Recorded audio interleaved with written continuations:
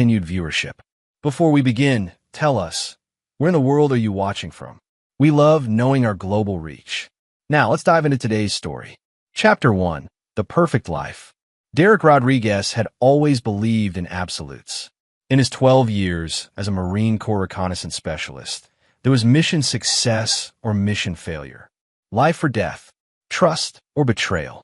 No gray areas, no second chances. Now, at 38, he applied that same unwavering logic to his civilian life as a private security consultant for high-profile clients. His wife of 10 years, Linda, often joked that he was too rigid, too serious. "You need to learn to bend, Derek, or you'll break," she'd say with that laugh that once made his heart skip. Their 6-year-old son, Timothy, was the perfect blend of both parents, Derek's determination and Linda's charm.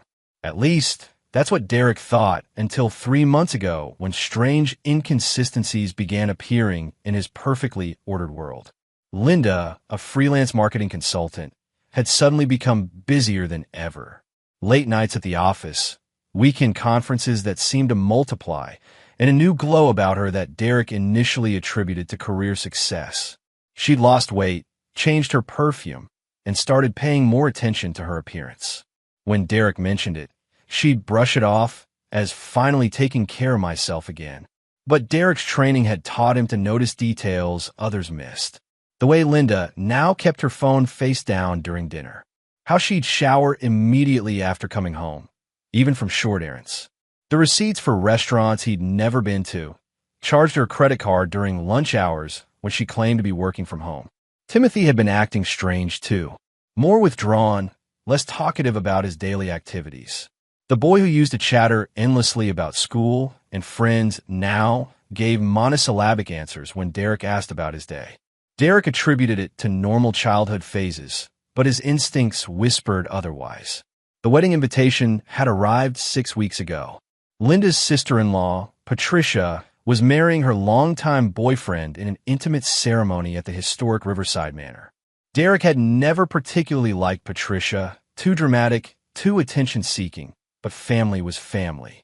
Linda had been unusually excited about the event, spending considerable time shopping for the perfect dress and coordinating details with other family members.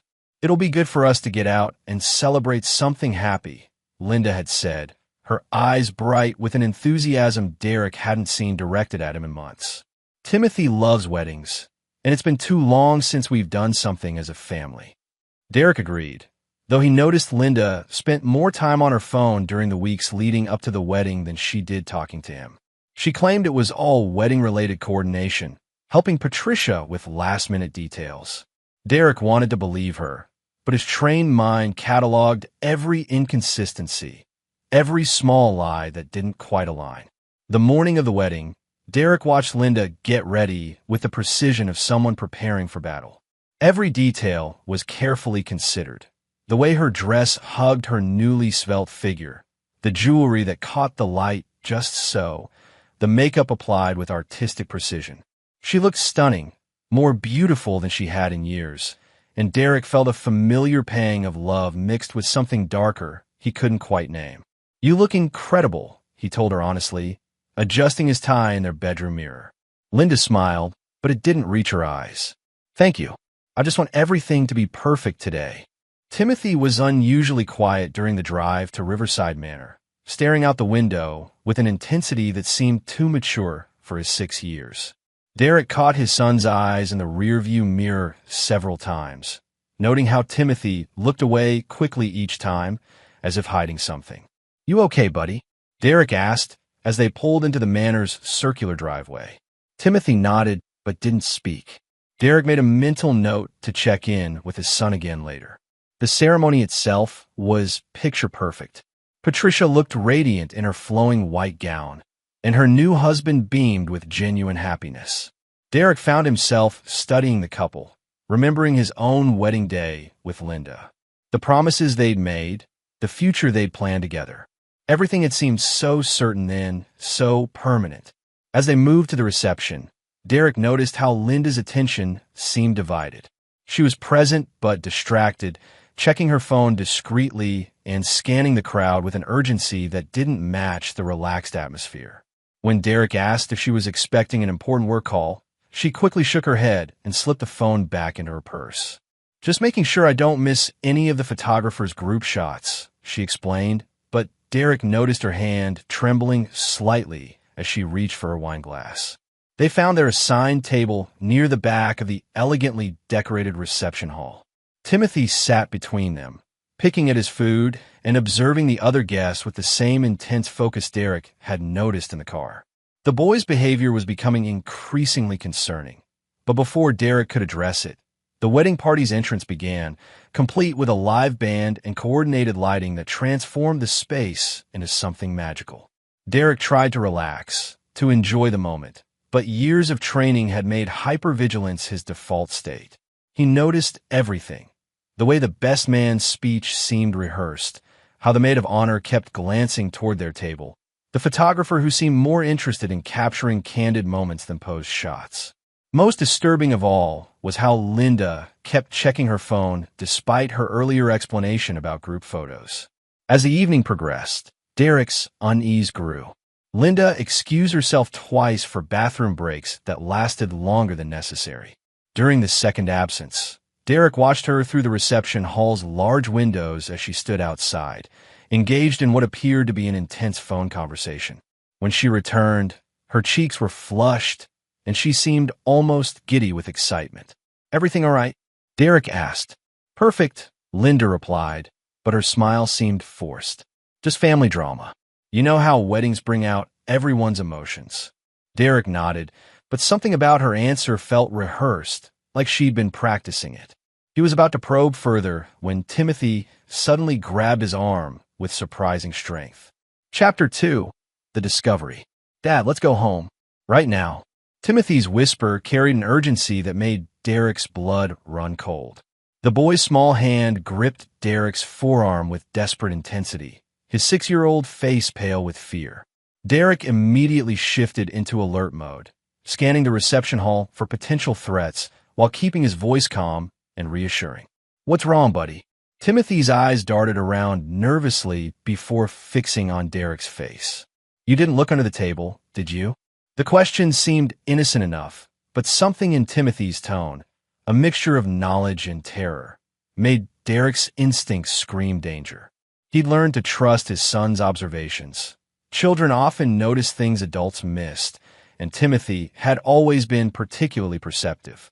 Derek slowly bent down, pretending to retrieve a dropped napkin while his eyes adjusted to the dim space beneath the table.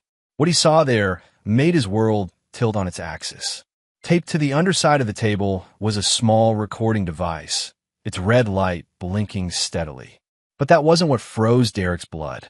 Next to it was a handwritten note in Linda's distinctive script. "Everything's ready. He suspects nothing.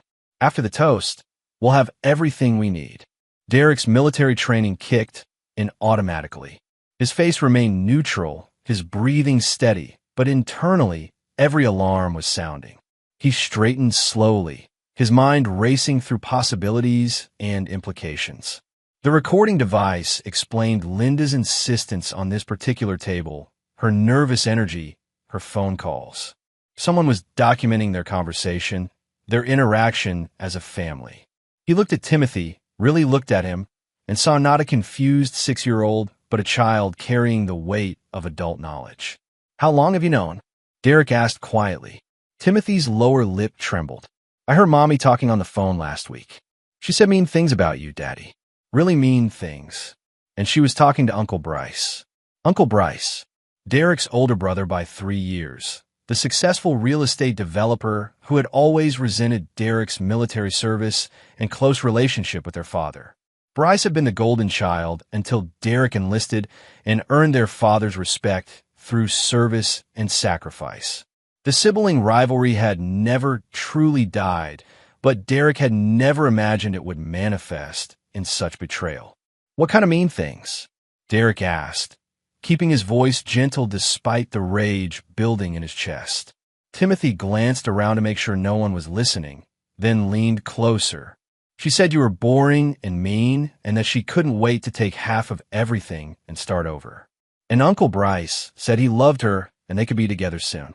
The pieces clicked into place with devastating clarity. Linda's behavior, her late nights, her sudden interest in fitness and appearance.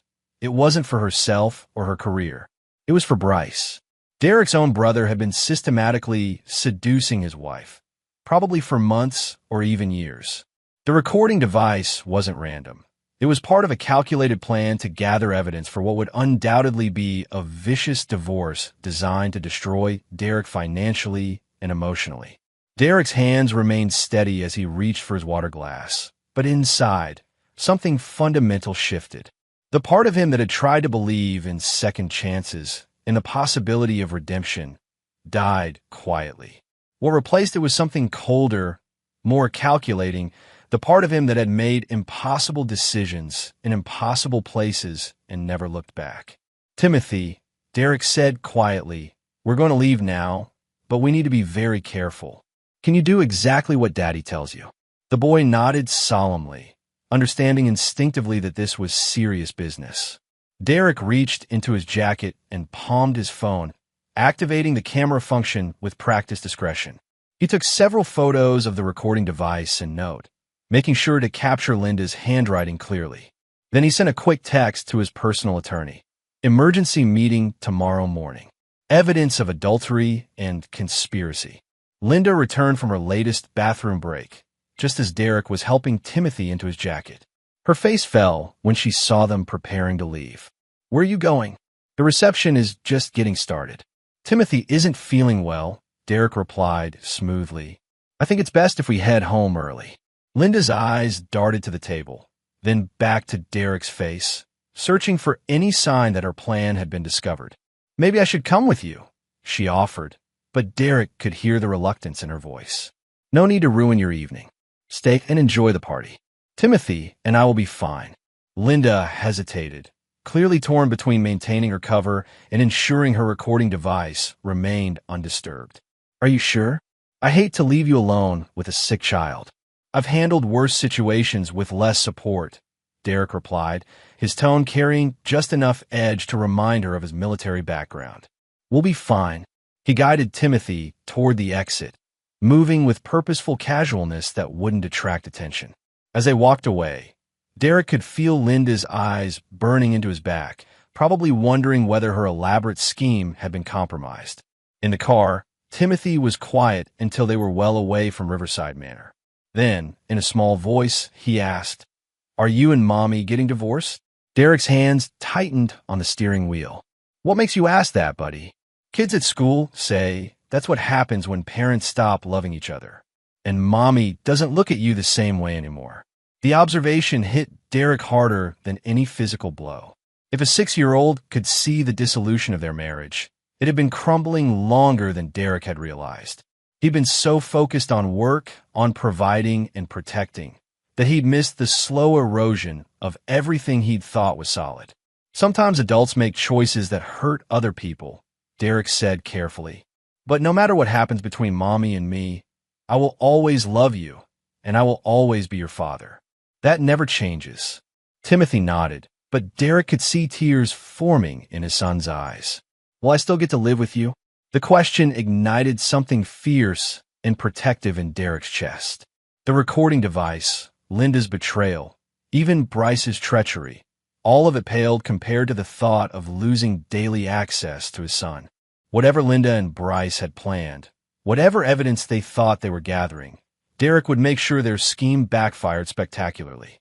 "You'll always have a home with me," Derek promised, and he meant it with every fiber of his being. As they drove through the quiet suburbs toward their house, a house that no longer felt like home, Derek's mind was already working through possibilities. His military contacts, his security industry connections, his intimate knowledge of surveillance and counter-surveillance techniques. Linda and Bryce thought they were playing chess, but they just declared war on someone who'd spent his career in much deadlier games. Derek Rodriguez had never lost a mission that mattered. He didn't intend to start now. Chapter 3. The Gathering Storm. Derek spent the sleepless hours after midnight in his home office, the door locked and his laptop screen casting blue light across his face. Timothy was finally asleep after 2 bedtime stories and multiple reassurances that everything would be okay. Derek had tucked his son in with promises he intended to keep, no matter the cost. Linda had returned home around 1 a.m., her heels clicking against the hardwood floors with the careful precision of someone trying not to appear intoxicated. She'd peeked into Derek's office, offering a vague explanation about helping clean up after the reception, but Derek had simply nodded and continued working. She seemed relieved by his apparent disinterest and retreated to their bedroom without further conversation. What Linda didn't know was that Derek had spent those midnight hours conducting reconnaissance on his own life. Bank statements, phone records, credit card transactions, property deeds, all of it spread across his computer screen in a pattern that told a story of systematic betrayal. The evidence was damning and thorough. The private investigator Derek had used for client background checks had been more than willing to work through the night for triple rates. Marcus Holloway was an ex-cop with a reputation for discretion and results. By dawn, Derek had a comprehensive dossier on Linda and Bryce's relationship, complete with time-stamped photographs, hotel receipts, and communication records. The affair had been going on for 8 months, beginning during a family barbecue where Derek had been called away for a work emergency. It wasn't casual or accidental. It was calculated, passionate, and surprisingly sophisticated. Bryce had been funding Linda's business trips and work conferences while Derek paid their family's bills. They'd been using burner phones for most communication, but had gotten careless with their personal devices in recent weeks, probably confident that Derek remained oblivious. Most disturbing was the evidence of their longer-term planning. Bryce had been consulting with a divorce attorney for 3 months, strategizing how to maximize Linda's settlement while minimizing her responsibility for marital debt.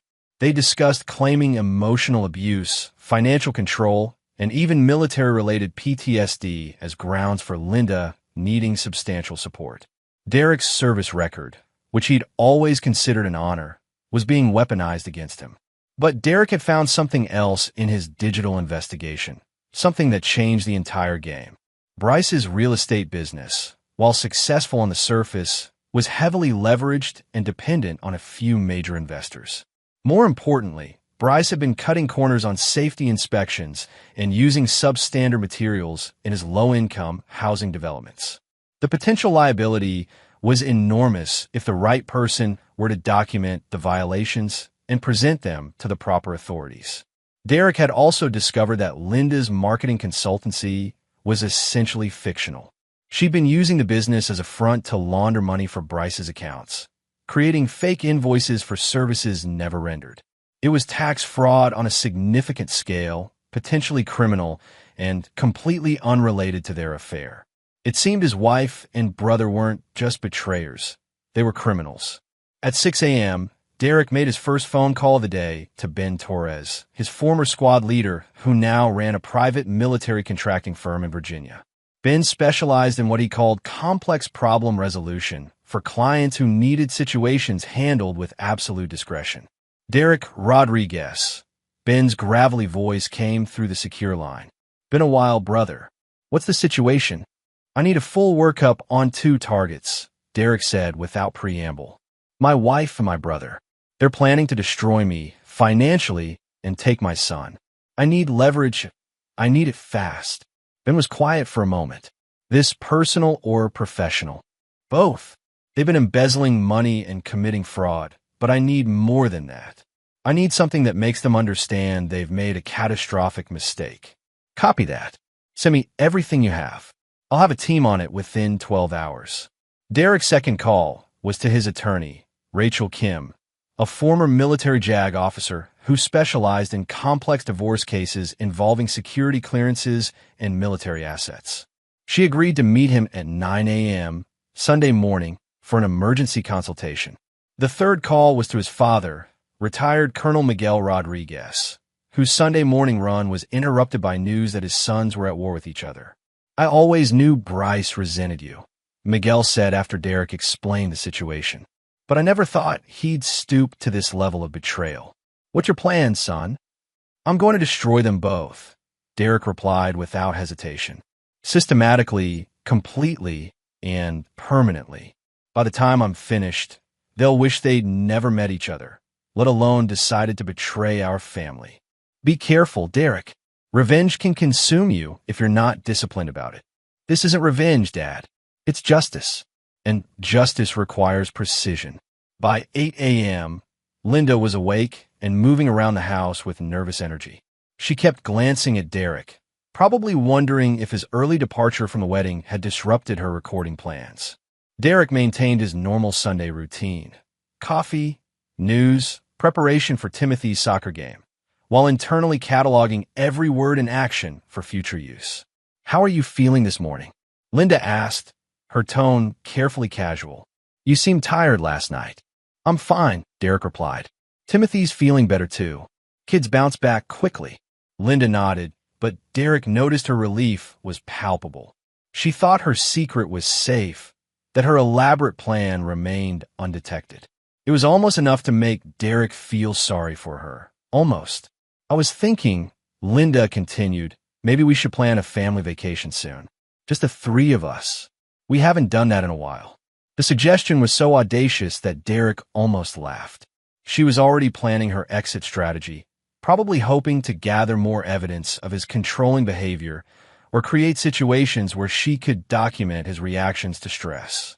Every conversation was now a potential weapon in her arsenal. "That sounds nice," Derek agreed. "Where were you thinking?" "Maybe somewhere relaxing.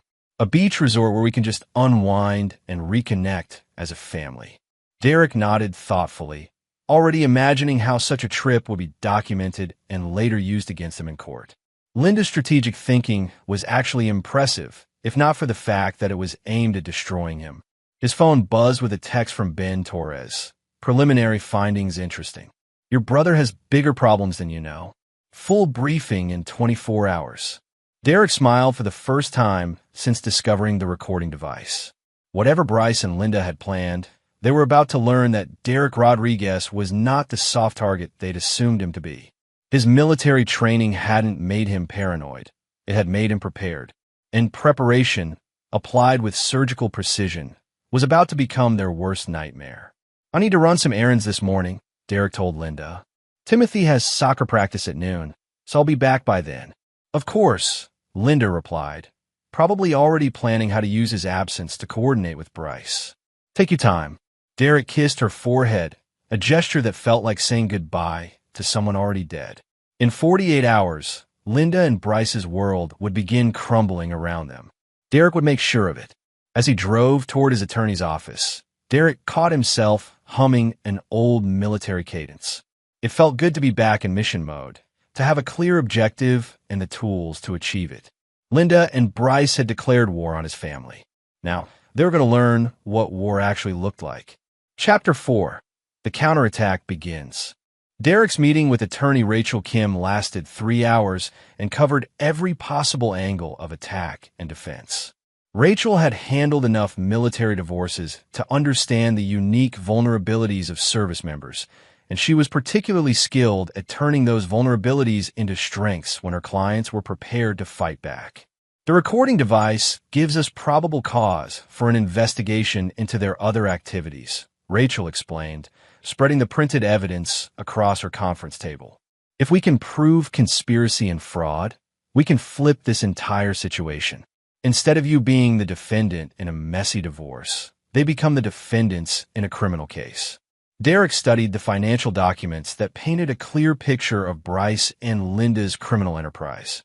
"How long do we have before they make their move?" "Based on a timeline, I'd guess they're planning to file within the next 2 weeks. The recording device suggests they want evidence of you in an uncontrolled emotional state, probably triggered by some manufactured crisis. Classic manipulation technique. Then we strike first," Derek decided. "I want restraining orders, asset freezes, and criminal referrals filed by Wednesday morning."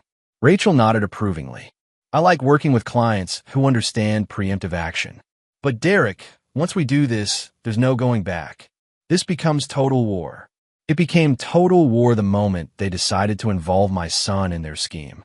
That afternoon, Derek attended Timothy's soccer game with the focused intensity of someone gathering intelligence. Linda arrived separately, claiming she'd been running last-minute errands. But Derek noticed her phone was buzzing constantly with messages she answered discreetly from the sidelines. During halftime, Derek's own phone rang with a call from Ben Torres. "Your brother is in deep trouble," Ben reported without preamble. "The construction shortcuts are worse than you thought. 3 of his buildings have serious structural issues that could result in casualties if there's an earthquake or major storm. He's been bribing inspectors and falsifying safety reports for 2 years." What about financial exposure? Massive. If the right person filed complaints with the State Licensing Board and Building Safety Commission, he'd be looking at criminal charges, civil liability in the millions, and complete business destruction. His insurance won't cover criminal acts, so he'd be personally liable for everything. Derek felt a cold satisfaction settle in his chest. What else? The money laundering through your wife's fake business is amateur hour compared to what Bryce has been doing. He's been using construction loans for personal expenses and investor money for project materials. It's a house of cards that could collapse with the right pressure. I want documentation for everything. Full evidence packages ready from multiple agencies. Already working on it. But Derek, there's something else. Our surveillance team picked up a conversation between your wife and brother yesterday. They're planning to accuse you of threatening them physically. They want to provoke an incident they can document. Derek's jaw tightened. The recording device at the wedding had been just the beginning of their evidence-gathering operation. They were trying to create a narrative of him as an unstable veteran prone to violence, a story that would resonate with judges and custody evaluators. When and where? Tomorrow night. Your wife is planning to confront you about some manufactured issue when your son isn't around. Bryce will be nearby, probably recording everything. They want you to lose control so they can claim fear for their safety. Perfect, Derek said, surprising Ben with his calm response. That gives us exactly what we need. How do you figure? Because I'm going to give them exactly what they want, except it won't go the way they planned. After the soccer game, Derek spent the evening setting up his own surveillance system throughout the house. Micro cameras and audio recording devices, professionally installed and completely undetectable. If Linda and Bryce wanted to document his behavior, Derek would make sure he had comprehensive documentation of theirs. He also reached out to Dr. Sarah Martinez, the child psychologist who had evaluated Timothy the previous year when he'd been having nightmares. Dr. Martinez agreed to an emergency session on Monday morning to assess Timothy's emotional state and document any signs of manipulation or coaching by adults. Monday morning brought the first phase of Derek's counterattack. While Linda was at her fake job and Timothy was at school, Derek met with representatives from the State Building Safety Commission, the Tax Fraud Investigation Unit, and the Real Estate Licensing Board. Each agency received comprehensive evidence packages documenting Bryce's criminal activities, complete with dates, financial records, and witness statements. By noon, search warrants were being prepared for Bryce's business offices and personal residence. The agencies moved quickly when presented with evidence of safety violations that could result in public harm. Derek's afternoon was spent with Dr. Martinez and Timothy, whose psychological evaluation revealed a child under significant stress from adult conflicts he didn't fully understand. Timothy had been coached to keep secrets about his mother's phone conversations and had been explicitly told not to mention certain people who had visited their house when Derek was away. This child is exhibiting signs of emotional manipulation, Dr. Martinez told Derek privately. He's been put in the position of keeping adult secrets, which is psychologically harmful. I'm legally obligated to report this to Child Protective Services. Do what you think is best for Timothy, Derek replied. His welfare is my primary concern. That evening, Derek waited for Linda's manufactured confrontation with the patience of a sniper. She arrived home at 7 p.m., clearly agitated and checking her phone constantly. At 7:30, she started the fight they'd obviously planned. Derek, we need to talk about your behavior lately, Linda began, her voice carrying artificial concern. Timothy told me you've been asking him strange questions about our family. Derek remained calm, aware that every word was being recorded by multiple devices, his and theirs. I've been concerned about his emotional state. He seems stressed about something. The only thing stressing him is your paranoid questioning. You're making him afraid of his own mother. The accusation was perfectly calculated to provoke anger, but Derek had spent years learning to control his emotions under pressure. Instead of responding with the outburst they expected, he asked quietly, "Linda, is there anything you need to tell me about our marriage?" The question clearly wasn't in their script. Linda hesitated, glancing toward the window where Bryce was undoubtedly positioned with recording equipment. "What kind of question is that?" she deflected. "The kind of question a husband asks when he knows his wife is planning to leave him." Linda's face went pale. "I don't know what you're talking about." Derek pulled out his phone and played a recorded conversation between Linda and Bryce, captured by Ben Torres' surveillance team. Their voices filled the room, discussing timeline for divorce filing, asset division, and their elaborate plan to frame Derek as an abusive husband. "The question is," Derek said into the stunned silence, "whether you want to face this as adults or continue with your pathetic charade." Linda stared at the phone, her entire body trembling with the realization that their carefully planned operation had been compromised from the beginning. Outside, Derek could see Bryce's silhouette moving quickly away from the window. "How long have you known?" Linda whispered. "Since Timothy showed me the recording device at the wedding," Derek replied. "You involved our son in your scheme to destroy me. That was your first mistake." "Derek, I can explain." "No need. Tomorrow morning, you'll be served with divorce papers, restraining orders, and criminal fraud charges. Bryce will be dealing with building safety violations, construction fraud, and tax evasion charges. Your fake business will be audited by the IRS, and your personal assets will be frozen pending investigation."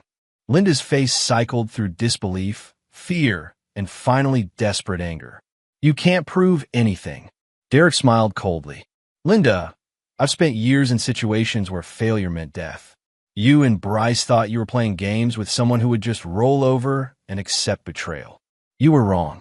As Linda fled the house, probably to warn Bryce of their complete exposure, Derek felt the familiar satisfaction of a mission accomplished. But this was just the beginning. Tomorrow, the real destruction would begin. Chapter 5. The Destruction Unfolds. Tuesday morning arrived with the precision of a military operation. Derek was awake at 0500, reviewing final preparations while Linda slept fitfully in their guest bedroom. She'd moved there after their confrontation, claiming she needed space to think, but Derek knew she was actually coordinating with Bryce about damage control. What neither of them realized was that Ben Torres' team had compromised their communications completely. Every panicked phone call, every desperate text message, every frantic email was being monitored and recorded. Linda and Bryce's attempt to salvage their situation was only providing more evidence of their criminal conspiracy. At 0800, Derek received confirmation that the first wave of legal actions had been executed flawlessly. Process servers had delivered papers to both Linda and Bryce simultaneously, ensuring neither could warn the other. Restraining orders prohibited them from contacting each other, accessing joint assets, or coming within 500 feet of Derek or Timothy. Bryce's construction company was raided by state building inspectors and fraud investigators at 0830. Workers were evacuated from 3 job sites pending safety evaluations, and Bryce's business bank accounts were frozen pending investigation. Local news crews, tipped off by anonymous sources, captured footage of Bryce being escorted from his offices in handcuffs. Linda's morning was equally devastating. IRS agents arrived at her fake business address, a mail drop service she'd been using to create the illusion of legitimate operations. When they discovered the fraudulent setup, they expanded their investigation to include her personal finances and tax returns for the past 3 years. Derek watched the morning's developments unfold from his attorney's office, where he was finalizing custody arrangements and asset protection strategies. Rachel Kim had arranged for an emergency hearing that afternoon, where Derek would present evidence of Linda's unfitness as a parent due to her criminal activities and psychological manipulation of Timothy. The judge will likely grant temporary full custody given the evidence of parental alienation and criminal conspiracy, Rachel explained. But prepare yourself for Linda to make serious accusations in response. Desperate people do desperate things. Derek nodded. Having anticipated this escalation, I've documented everything and have witnesses for my whereabouts during any time period she might claim abuse or threats occurred. At noon, Derek received an unexpected call from his father. "Derek, Bryce just showed up at my house. He's panicking, claiming you've destroyed his life over a simple affair." "What should I tell him?" "Tell him the truth," Derek replied. "This isn't about an affair. It's about fraud, conspiracy, and involving my son in a criminal scheme. If he wanted to sleep with my wife, he should have done it honestly instead of trying to destroy me in the process. He's asking me to intercede to convince you to call off the investigations." "Dad, would you intercede if a stranger had committed fraud against me and tried to manipulate your grandson?" "Of course not." "Then don't intercede now. Bryce chose to be my enemy when he chose to betray our family." The afternoon custody hearing was a masterclass in legal preparation. Derek's attorney presented a devastating case that painted Linda as a manipulative criminal who had involved a minor child in adult conspiracy.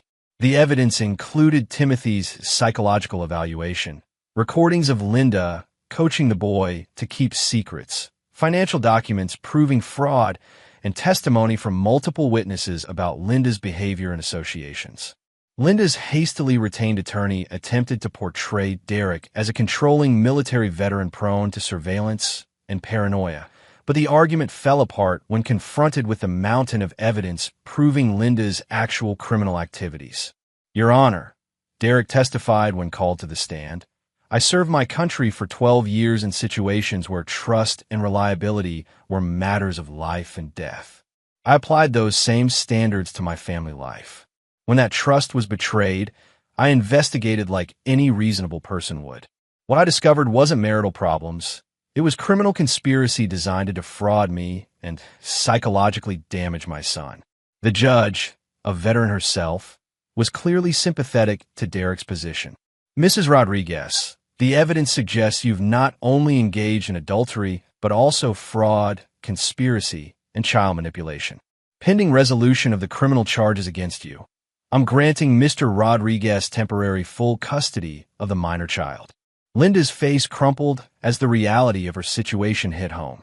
She'd lost her husband, her son, her freedom, and her financial security in a single day. As she was led from the courtroom by her attorney, Derek felt no satisfaction, only cold justice. That evening, Derek picked up Timothy from school personally, explaining in age-appropriate terms that there would be some changes in their living arrangements while the adults sorted out some complicated problems. "Is Mommy in trouble?" Timothy asked as they drove home. "Yes, buddy. She made some choices that weren't good for our family. But none of this is your fault, and it doesn't change how much both Mommy and Daddy love you." "Will she go to jail?" Derek considered the question carefully. Linda was facing multiple felony charges with substantial evidence against her. Even with plea negotiations, prison time was likely. "I don't know yet," Derek answered honestly. "But whatever happens, you'll always have a safe home with me." That night, Derek received a call from Ben Torres with an update on Bryce's situation. "Your brother's business is completely finished. 3 buildings are condemned pending major repairs. Investigators found evidence of bribery and fraud going back 5 years, and his insurance company is denying coverage for criminal acts. He's looking at bankruptcy, criminal charges, and civil lawsuits from investors and tenants." What's his response? He's hired a crisis management firm and is trying to blame everything on rogue employees and bad contractors. But the evidence trail leads directly to him, and his own communications contradict his claims of innocence. Derek felt the familiar satisfaction of a mission completed successfully. Bryce had spent years resenting Derek's achievements and respect within their family. Now he would spend years dealing with the consequences of his choices. As Derek tucked Timothy into bed that night, his son asked one more question. "Daddy, are you sad about Mommy?" Derek considered the question seriously. Was he sad about Linda? Or was he sad about the illusion of Linda that had never really existed? "I'm sad that our family changed," Derek answered carefully. "But I'm not sad that we discovered the truth. Sometimes the truth hurts, but it's always better than living with lies." Timothy nodded with the serious wisdom of a child who had learned too much about adult deception too early. "I love you, Daddy." "I love you too, buddy." Always. As Derek turned off the lights and closed Timothy's bedroom door, he felt something he hadn't experienced in months: peace. The mission was far from over. There would be trials, appeals, and years of legal proceedings. But the primary objective had been achieved. His son was safe, his betrayers were facing justice, and Derek Rodriguez had once again proven that underestimating him was a costly mistake. Chapter 6: The Price of Betrayal. 3 weeks after the initial raids and arrests, Derek stood in what had once been Bryce's luxurious downtown office, now empty except for boxes of evidence being cataloged by federal investigators. Bryce's construction empire had collapsed with stunning speed once the investigation revealed the full scope of his criminal activities.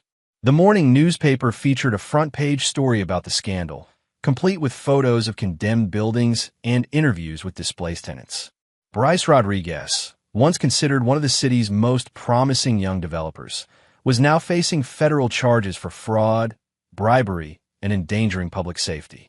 The estimated financial damage exceeded $12 million, with potential criminal liability that could result in decades in prison.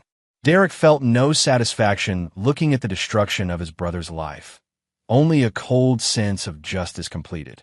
Bryce had chosen to attack Derek's family through deception and betrayal. Derek had responded with a systematic application of truth and law.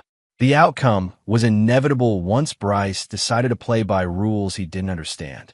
Linda's situation was equally devastating, but more personally painful for Derek to witness. The woman he'd once loved was now facing her own set of federal charges, including tax fraud, money laundering, and conspiracy. Her fraudulent business had generated over $200,000 in unreported income, all of which would now be subject to penalties, interest, and criminal prosecution. More damaging than the financial crimes was the custody evaluation that had been completed the previous week. Dr. Martinez's report documented clear evidence of parental alienation and psychological manipulation of Timothy. Linda had coached their 6-year-old son to spy on Derek, to keep secrets about adult relationships, and to provide information that could be used in legal proceedings. The child exhibits signs of anxiety and confusion consistent with being placed in age-inappropriate roles by the mother, Dr. Martinez had written. The pattern of behavior suggests systematic manipulation designed to serve the mother's interests at the expense of the child's emotional well-being. The report recommended supervised visitation only, with mandatory psychological evaluation and parenting classes before any consideration of expanded custody. Linda would see Timothy for 2 hours every other weekend, under professional supervision, until she could demonstrate rehabilitation and genuine concern for his welfare. Derek found himself thinking about Linda more than he wanted to admit. Not the woman who had betrayed him, but the young marketing professional he'd fallen in love with 10 years ago. That woman had been ambitious, intelligent, and genuinely caring. Somewhere along the way, she had transformed into someone capable of using their own child as a weapon. The psychological evaluations ordered by the court had revealed troubling patterns in Linda's thinking. She showed signs of narcissistic personality disorder, with an inability to accept responsibility for her actions and a tendency to blame others for consequences of her choices. The affair with Bryce hadn't been a moment of weakness. It had been the culmination of years of resentment and entitlement that Derek had never recognized. She believes she deserves whatever she wants, the court-appointed psychologist had explained to Derek during a private consultation. When reality doesn't match her expectations, she manipulates situations and people to create the outcome she desires. Your son became a tool in that manipulation. Derek had asked the question that haunted him. Could I have prevented this? Were there warning signs I missed? Mr. Rodriguez, people with these personality patterns are often very skilled at hiding their true nature, especially early in relationships. They present the version of themselves that serves their immediate needs. Your military training probably made you value loyalty and directness, which would have made you less likely to recognize sophisticated deception in someone you trusted. The explanation helped, but didn't eliminate Derek's sense that he should have protected Timothy better. A 6-year-old child shouldn't have to carry the weight of adult secrets or worry about betraying his father's trust. Timothy was adapting to their new reality with remarkable resilience, though Derek knew the long-term effects of his parents' divorce would unfold over years. They'd started weekly therapy sessions with a child psychologist who specialized in helping children process parental conflict and betrayal. "He's actually doing better than many children in similar situations," Dr. Ellen Rodriguez, no relation, had told Derek after Timothy's third session. "He feels safe with you, and he understands that the problems between his parents weren't his fault. Children are remarkably adaptable when they have at least one stable, trustworthy parent." Derek's father had become a regular presence in their lives, helping with Timothy's care and providing the kind of grandfatherly stability that helped counterbalance the chaos. Miguel Rodriguez had been devastated by Bryce's betrayal, but philosophical about its inevitability. Bryce always wanted what others had instead of building something for himself. Miguel had observed during one of their Sunday dinners, "I hoped military values would eventually influence him through your example, but some people are too focused on shortcuts to appreciate honest work." The financial aspects of the divorce had been surprisingly straightforward once Linda's criminal activities were exposed. The prenuptial agreement Derek had insisted on before their marriage protected most of his assets, and Linda's fraud conviction eliminated any claim to spousal support. She would receive only a minimal settlement from marital assets acquired after her criminal activities began. Derek's security consulting business had actually benefited from the publicity surrounding his methodical destruction of Linda and Bryce's schemes. Corporate clients were impressed by his thoroughness and discretion, leading to several high-profile contracts that significantly increased his income. "You've become something of a legend in our industry," Ben Torres had told Derek during their latest briefing. "People are saying if Derek Rodriguez can dismantle his own family's conspiracies this efficiently, imagine what he could do to business competitors or hostile takeover attempts." Derek found the reputation both useful and disturbing. He never wanted to be known for destroying people, even people who deserved it. But he also understood that reputation was power, and power could be used to protect the people he cared about. The most surprising development had been his relationship with Timothy's teacher, Amanda Chun, a kindergarten educator who had worked with Timothy throughout the most difficult period of the divorce. She'd approached Derek with concerns about Timothy's behavior at school, leading to conversations that gradually evolved into a friendship that seemed to be heading toward something more. Amanda was everything Linda wasn't: direct, honest, genuinely nurturing toward children, and completely uninterested in Derek's financial situation or social status. She'd seen him at his most stressed and vulnerable, managing single parenthood while dealing with criminal proceedings, and had offered support without expecting anything in return. "Timothy talks about you constantly," Amanda had told Derek during their first coffee meeting outside school. "He's proud of his father in a way that shows real trust and security. That doesn't happen by accident." Derek found himself hoping that Timothy would have the chance to see what a healthy adult relationship looked like, something to counterbalance the dysfunction he'd witnessed between his parents. But he was also cautious about introducing new complications into Timothy's life while the boy was still processing the loss of his mother's daily presence. As Derek prepared for the final phase of legal proceedings, Linda and Bryce's criminal trials, he reflected on how completely their roles had reversed. Linda and Bryce had started their scheme believing Derek was a naive target who could be manipulated and discarded. Now, they were facing the consequences of underestimating someone whose training and temperament made him uniquely suited to long-term strategic thinking. Derek Rodriguez had never broken a promise to someone he cared about, and he'd never left a mission incomplete.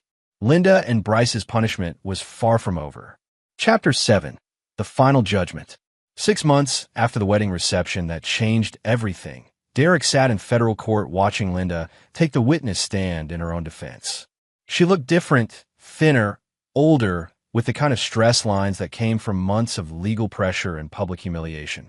Her expensive clothes had been replaced by a conservative suit that suggested poverty rather than success. The trial had been a masterclass in prosecutorial efficiency. The evidence against Linda was overwhelming, meticulously documented, and impossible to dispute. Phone records, financial transactions, surveillance footage, and her own recorded conversations created an irrefutable timeline of criminal conspiracy. Her defense attorney had tried to portray her as a victim of Bryce's manipulation, but the jury clearly wasn't buying the narrative. Derek watched as Linda attempted to explain her actions to 12 people who had heard weeks of evidence about her calculated betrayal of her husband and son. She claimed the affair was emotional desperation, the financial crimes were Bryce's idea, and the manipulation of Timothy was an attempt to protect him from his father's controlling behavior. Mrs. Rodriguez, the prosecutor asked during cross-examination, when you recorded conversations with your husband without his knowledge, what was your intention? I wanted evidence that he was psychologically abusive, Linda replied, her voice barely audible.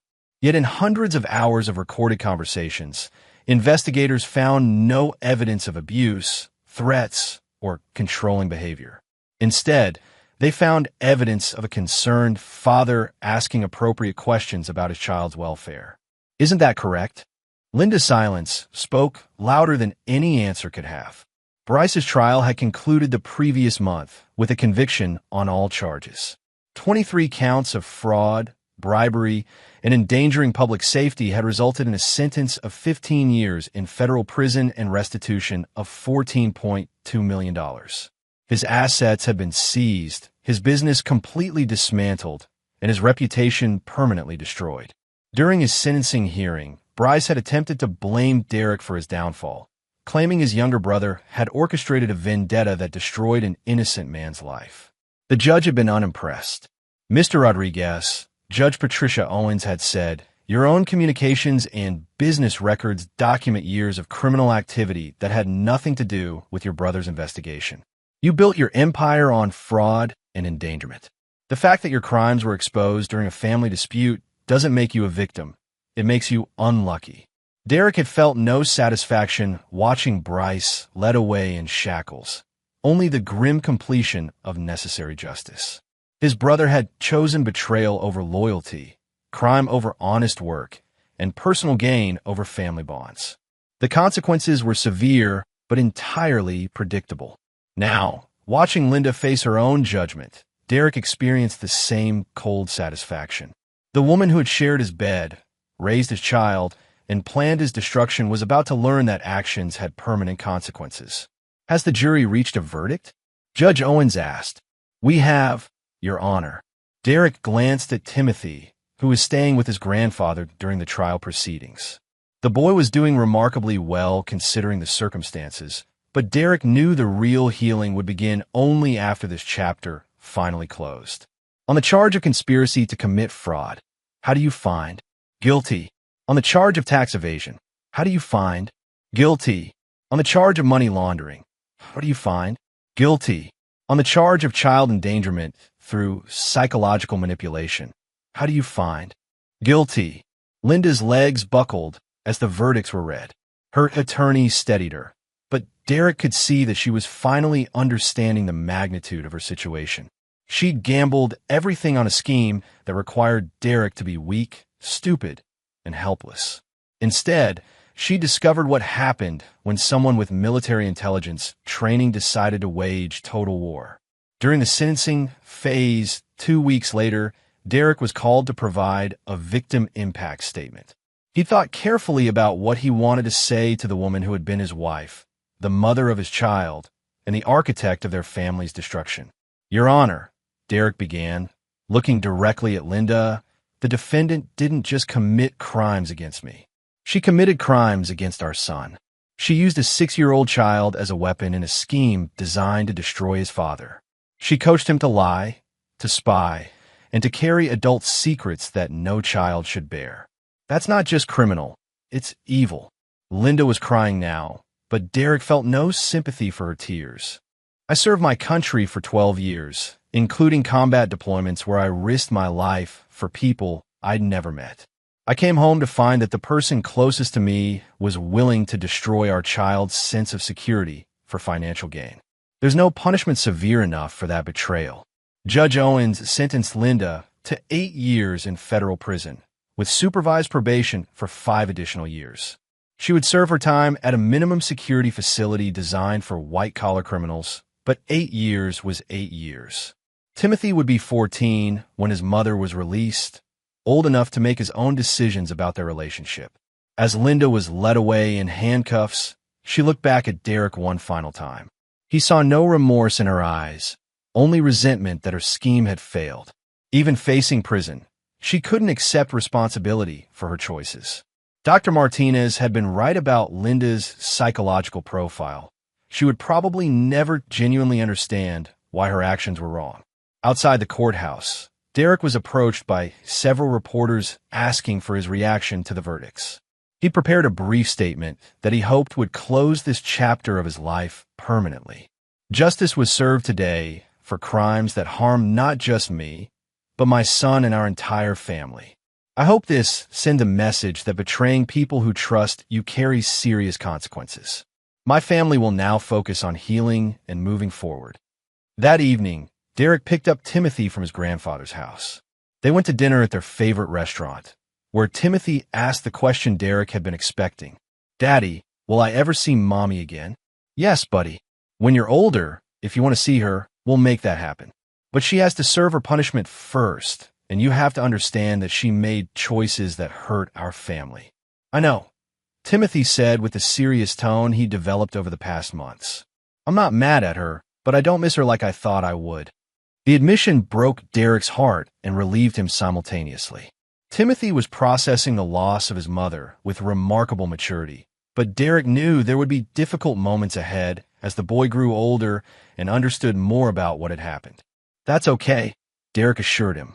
"You're allowed to feel however you feel about this situation. There's no right or wrong way to handle it." As they drove home through their quiet suburban neighborhood, Derek reflected on how completely his life had changed in less than a year. He'd lost a wife and brother, but gained clarity about what really mattered. Timothy was thriving. His business was more successful than ever, and he was building a relationship with Amanda that felt genuine and healthy. Derek Rodriguez had learned that betrayal revealed character, both in the people who committed it and in those who responded to it. Linda and Bryce had shown who they really were when they thought they held all the power. Derek had shown who he was when that power was stripped away and redistributed. The war was over. Derek had won completely, permanently, and without compromise. But more importantly, Timothy was safe, and their future together was secure. Everything else was just the price his enemies had paid for underestimating the wrong man. Chapter 8: The Reckoning. 1 year after the wedding that exposed everything, Derek stood in his new home's kitchen, preparing breakfast for Timothy and Amanda Chun, who had gradually become a regular part of their Sunday morning routine. The house was smaller than the one he'd shared with Linda, but felt more like home than anywhere he'd lived since childhood. Timothy, now 7, was building an elaborate fort out of couch cushions while explaining to Amanda's 4-year-old daughter, Sophie, the proper engineering principles for structural stability. Watching his son mentor a younger child with patience and enthusiasm, Derek felt the satisfaction of seeing Timothy's natural leadership qualities emerge despite the trauma he'd experienced. Amanda appeared in the kitchen doorway, her dark hair still tousled from sleep, wearing one of Derek's old Marine Corps t-shirts. Their relationship had developed slowly, carefully, with both of them prioritizing the children's adjustment over their own romantic impulses. But after months of friendship that gradually deepened into love, they'd begun discussing the possibility of combining their families permanently. "Any word from your lawyer about the appeal?" Amanda asked, accepting the coffee Derek offered. "Denied," Derek replied with satisfaction. "Linda's sentence stands, and she's exhausted her legal options. Bryce's appeal was denied last month. They're both exactly where they belong." The past year had brought a series of final victories in Derek's methodical destruction of his betrayers. Linda had attempted to appeal her conviction on grounds of inadequate legal representation, claiming her attorney hadn't adequately prepared her defense. The appellate court had reviewed the case and concluded that no amount of preparation could have overcome the overwhelming evidence of her guilt. Bryce's situation was even more devastating. His attempt to appeal his sentence had backfired when investigators discovered additional evidence of fraud during the appellate review process. Instead of reducing his sentence, the court had added 3 more years for previously undetected crimes. He would now serve 18 years in federal prison, ensuring he'd be nearly 60 when released. But the legal victories were only part of Derek's comprehensive destruction of his enemies. The social and financial consequences had been equally thorough. Linda's parents, who had initially supported her during the early stages of the divorce, had completely severed contact after learning the full extent of her crimes. Her manipulation of Timothy had particularly enraged her mother, who had previously doted on her only grandchild. The psychological evaluation that documented Linda's systematic abuse of Timothy had convinced even her most loyal supporters that she was beyond redemption. Bryce's wife had divorced him immediately after his conviction, taking their 2 children and moving across the country to escape the scandal. She'd reverted to her maiden name and obtained a restraining order preventing Bryce from contacting their children until they reached adulthood. His own parents had effectively disowned him, removing him from family wills and trusts. The professional consequences had been equally devastating. Both Linda and Bryce were prohibited from working in their respective fields due to their felony convictions. Linda's marketing consultancy had been permanently shut down, with clients receiving restitution from seized assets. Bryce's construction company had been dissolved, with all assets sold to pay restitution to victims. Derek had ensured that their crimes became public knowledge through strategic media engagement. He'd cooperated with journalists investigating construction fraud and divorce scheme cases, providing background information that resulted in multiple news stories about the dangers of trusted individuals committing sophisticated financial crimes. Rodriguez's case highlights need for due diligence in personal and professional relationships. One prominent business magazine had headlined, featuring Derek's photo alongside statistics about domestic fraud. The article had significantly raised Derek's profile in the security consulting industry, while ensuring that Linda and Bryce's names would forever be associated with betrayal and criminality. More satisfying than the public humiliation was the knowledge that Derek had protected other potential victims. The investigation into Bryce's construction fraud had led to industry-wide reforms in building safety inspections and contractor oversight. Several other developers have been caught using similar schemes, preventing potential structural failures that could have resulted in injuries or deaths. Timothy had thrived during his first year of life without his mother's toxic influence.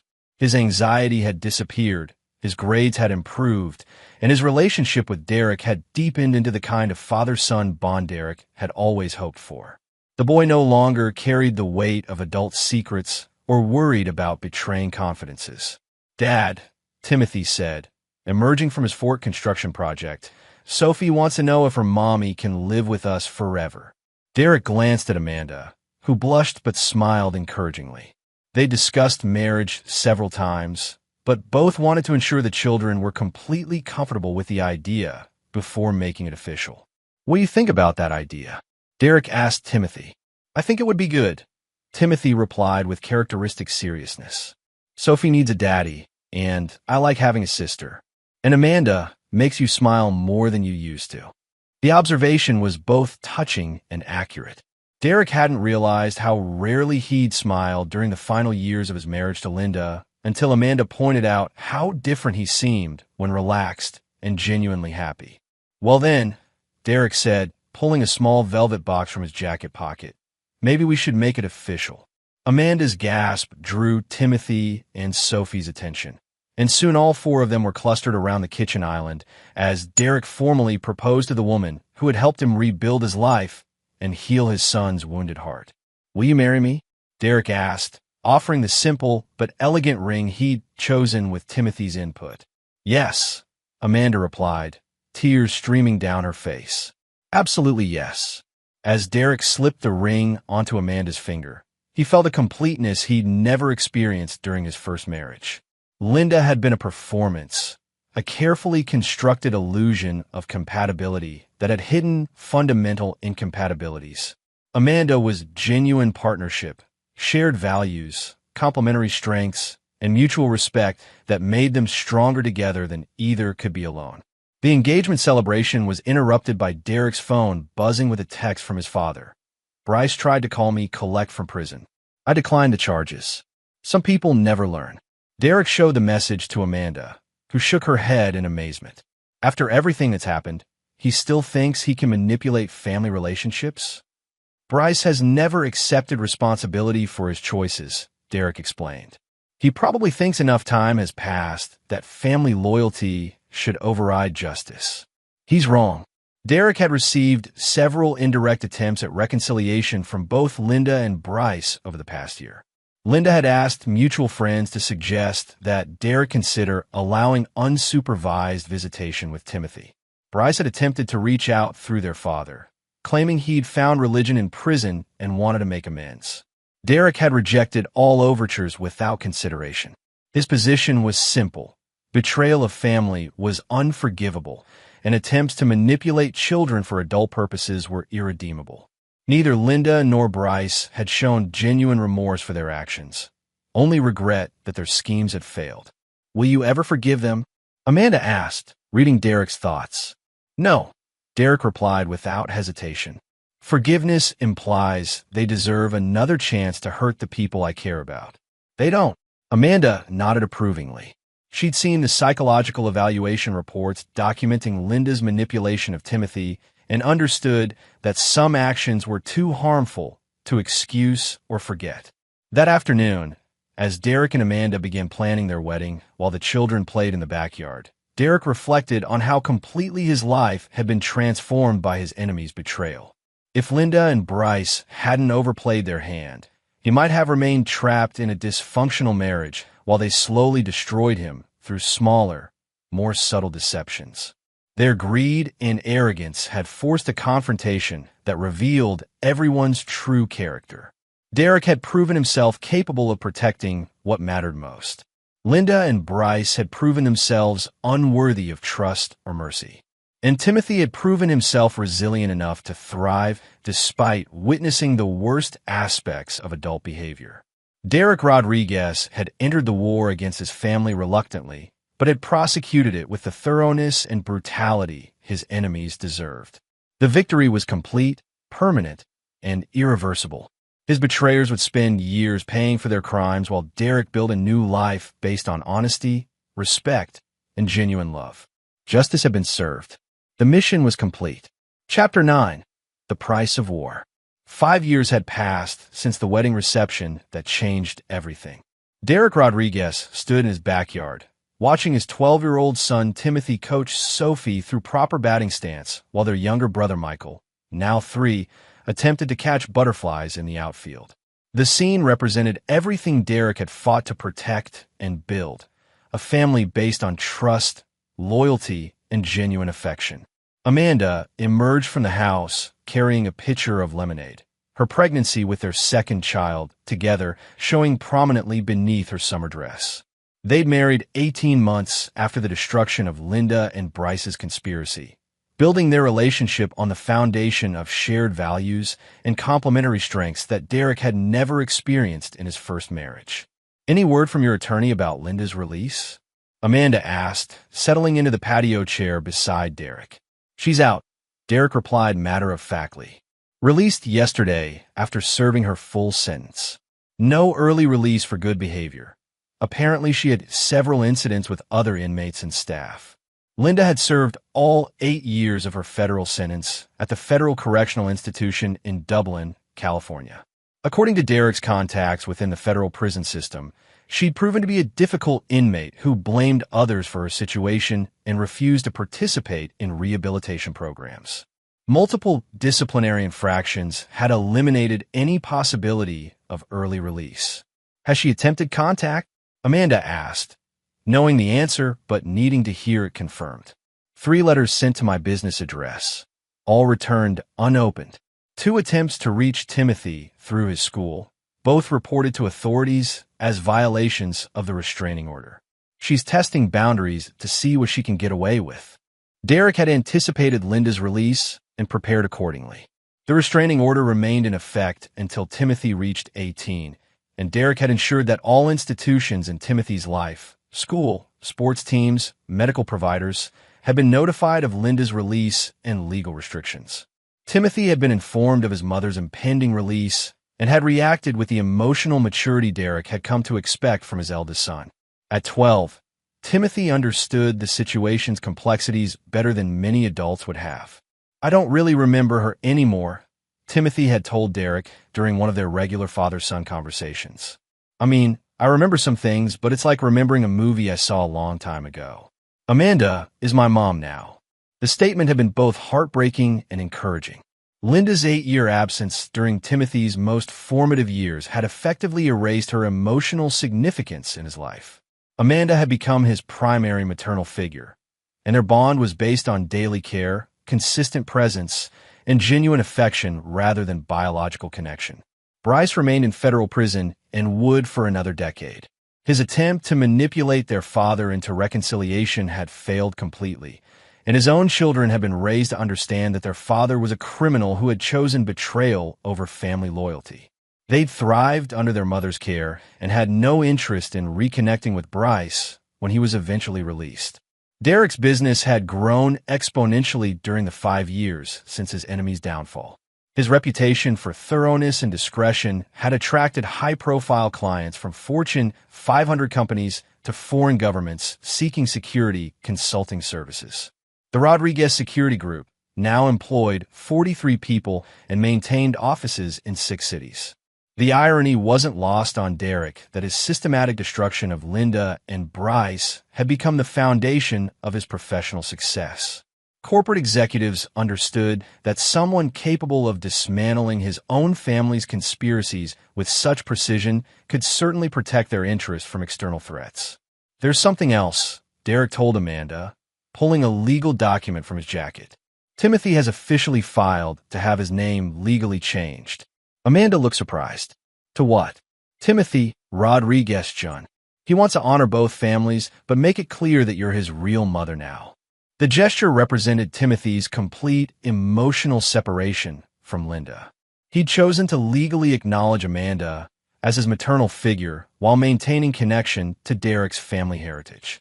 It was a mature decision that demonstrated Timothy's understanding of family as something built through choice and commitment rather than mere biology. Derek had been prouder of Timothy in that moment than any other in the boy's 12 years. His son had learned the most important lesson Derek could teach. Loyalty was earned through consistent action, not demanded through blood relation. The doorbell rang, interrupting Derek's reflections. Through the front window, he could see a woman who looked vaguely familiar but significantly aged. It took him a moment to recognize Linda's mother, Patricia, whom he hadn't seen since before the trial. Derek answered the door cautiously, noting how much Patricia had aged in 5 years. The stress of her daughter's criminal conviction and imprisonment had clearly taken a significant toll. "Hello, Derek," Patricia said nervously. "I know this is unexpected, but I was hoping we could talk." "About what?" Derek asked, not inviting her inside. "About Linda and Timothy. She's been released, and she's struggling. I thought maybe, for Timothy's sake, there might be some way to arrange supervised visits or—" "No," Derek interrupted. "Timothy has made his own decision about Linda. He's legally changed his name to remove any connection to her. There will be no visits, supervised or otherwise." Patricia's face crumpled. "Derek, she's still his mother. She served her time, paid her debt to society. Surely some mercy." "Patricia," Derek said, his voice carrying the authority that had commanded Marines in combat, "Linda didn't just commit crimes against me.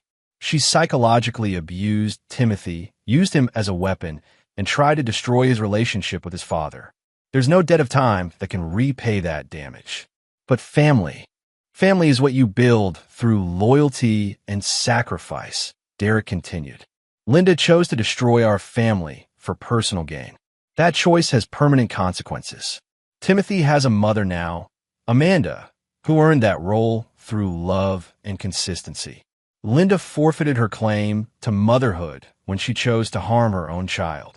Patricia began crying, but Derek felt no sympathy for her tears.